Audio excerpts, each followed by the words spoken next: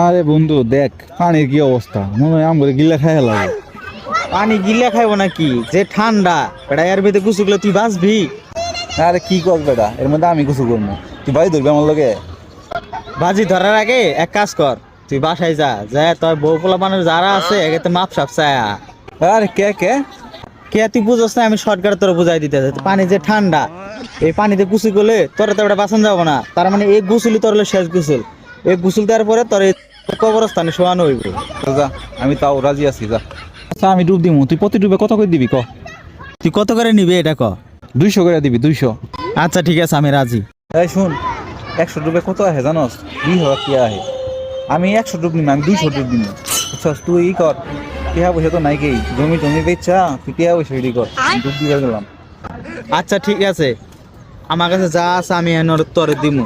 দেওয়ার পরে আমার জমি দলিল বেচছে, আমি তোরে টাকা ম্যানেজ করে দিমু। আচ্ছা তুই যদি ডুব নিতে না পারো, তুই কি দিবি এটা বল? এই শুন, আমার কাছে তো টিয়া নাই, আমার এই মোবাইলের দিন, যা মোবাইল দিয়ে তুই যাবো। আচ্ছা ঠিক আছে, ডান।